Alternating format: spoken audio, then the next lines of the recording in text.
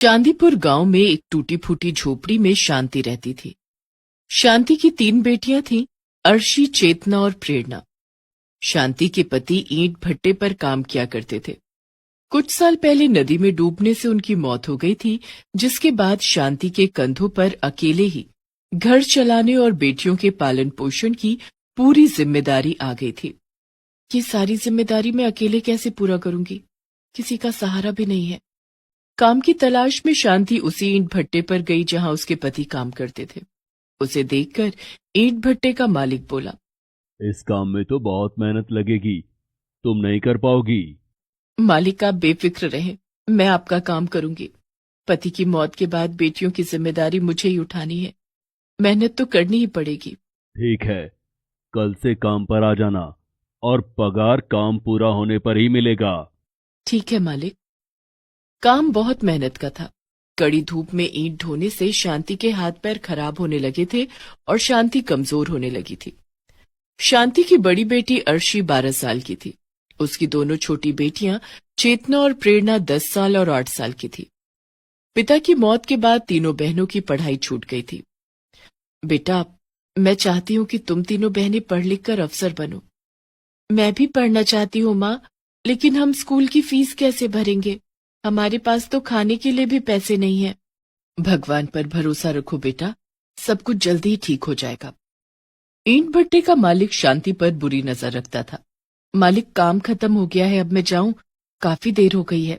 अभी काम खत्म नहीं हुआ है, तुम्हें तो घर जाने की जल्दी रहती है। मुझे काम करने वाले लोग चाहिए। जी मालिक। जब सारे मजदूर चले जाएंगे तब तुम चली जाना।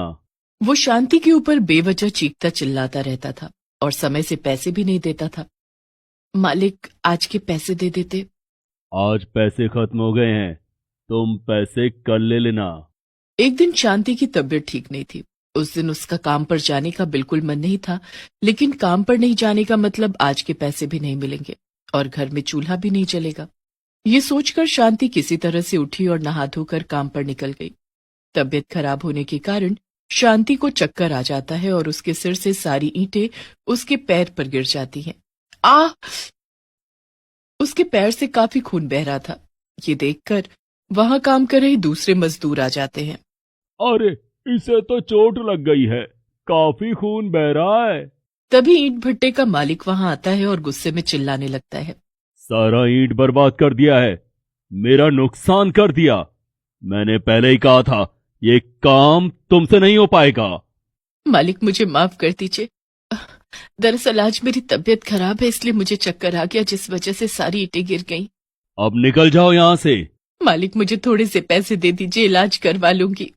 पैसे चाहिए तो आओ मेरे घर, घर आके पैसे ले जाना। शांति मालिक की बात समझ गई और बिना पैसे लिए वहां से चली गई। शांति घर की ओर निकल पड़ी। रास्ते में उसके पति के दोस्त अशोक ने उसे देख लिया और कहा, अरे भाभी, आपके पैरों में ये चोट कैसे लग गई? क्या बताऊं भैया, पैरों पर ईंट गिर गई जिससे चोट लग गई और मालिक ने गुस्से में काम से भी निकाल दिया। भाभी, आपके पैरों से तो बहुत खून निकल रहा है, आप पहले अस्पताल चलो, आपका इलाज करवा दूंगा।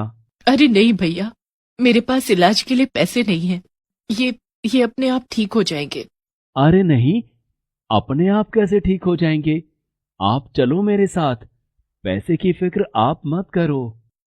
अशोक शांति को एक सरकारी अस्पताल में ले जाता है। वहां वो शांति के पैरों का इलाज करवाता है और दवाइयां दिलाकर उसे घर पहुंचा देता है।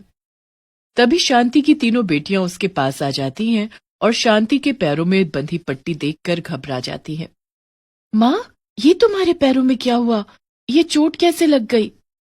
कुछ नहीं बेटा, ठीक हो जाएगा, तुम परेशान मत हो। अर्शी बहुत समझदार थी।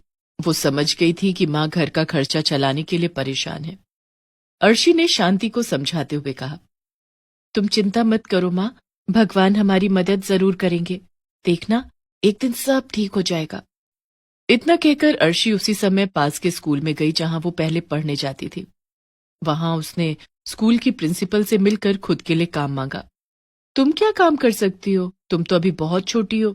मैडम, मैं यहाँ साफ सफाई का काम कर दूंगी, आप मुझे काम पर रख लीजिए। और अर्शी प्रिंसिपल से मिन्नतें करने लगी। प्रिंसिपल ने उसे स्कूल में साफ सफाई के काम के लिए रख लिया। अब अर्शी रोज उस स्कूल में जाती और वहां साफ सफाई का काम करती थी। अर्शी साफ सफाई का काम खत्म करने के बाद स्कूल के बच्चों को पढ़ते हुए देखती थी और खुश होती थी। एक दिन प्रिंसिपल ने उसे देख लिया। प्रिंसिपल ने उसे अपने पास बुलाया और कहा, तुम पढ़ना चाहती हो? जी मैडम।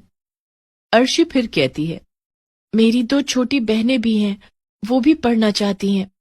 ठीक है, कल तुम अपनी मम्मी और दोनों छोटी बहनों को यहाँ लेकर आना। ठीक है मैडम। अगले दिन अर्शी, शांति और दोनों छोटी बहनों को लेकर स्कूल आती है। शांति, आज से स्कूल की साफ सफाई और देखरेख का काम तुम करोगी।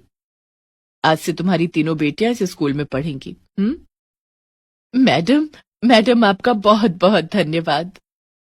अब शांति अपनी तीनों बेटियों को लेकर स्कूल जाती थी। वो स्कूल की साफ सफाई और देखरेख का काम करती और उसकी बेटियां स्कूल में पढ़ाई करती थीं। स्कूल से आने के बाद शांति का बाकी का समय यूं ही खाली गुजरता था, जिसे वो बेकार नहीं जाने देना चाहती थी। मैडम, मैं स्कूल का काम खत्म करने के बाद हॉस्टल की साफ सफाई का भी काम करूंगी। बदले में आप मुझे थोड़े पैसे और दे दीजिएगा। तुम हॉस्टल का काम तो कर सकती हो, लेकिन इसके बदले में तुम्हें पैसे नहीं मिलेंगे। फिर क्या मिलेंगे मैडम? तुम्हारी बेटियां पढ़ाई में बहुत तेज और होनहार हैं। तुम्हारे काम के बदले में मैं इन्हें अलग से ट्यूशन पढ़ाऊंगी, जिससे तुम्हारी बेटियां पढ़ लिख कर अफसर बन जाएंगी और इनकी स्कूल की फीस भी फ्री हो जाएगी। प्रिंसिपल की बात सुनकर शांति बहुत खुश हो जाती है। धन्यवाद मैडम। शांति की बड़ी बेटी अर्शी अब थोड़ी बड़ी और समझदार हो गई थी। माँ, मैं स्कूल के छोटे बच्चों को ट्यूशन पढ़ाऊंगी और उससे मिले पैसों से घर का खर्चा चलाने में तुम्हारी मदद करूंगी। वाह मेरी बच्ची। धीरे धीरे शांति की दोनों बेटियां प्रेरणा और चेतना भी बड़ी और समझदार हो गई। वो भी अर्शी की तरह स्कूल के छोटे बच्चों को ट्यूशन पढ़ाती और खुद भी पढ़ाई करती थी।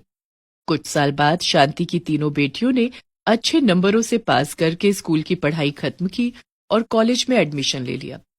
शांति की तीनों बेटियां काफी होनहार थीं।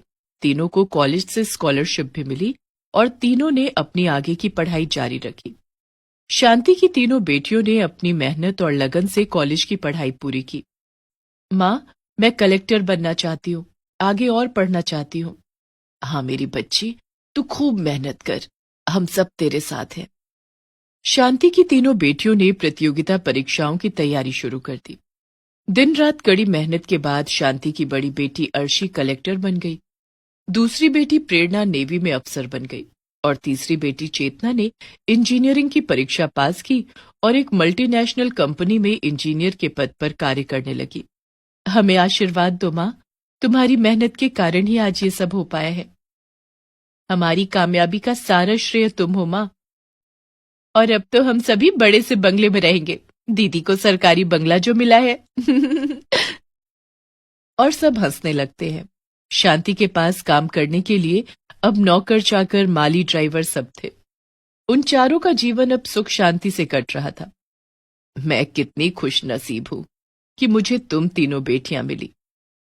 नहीं माँ, हम तीनों खुश नसीब हैं कि तुम हमारी माँ हो।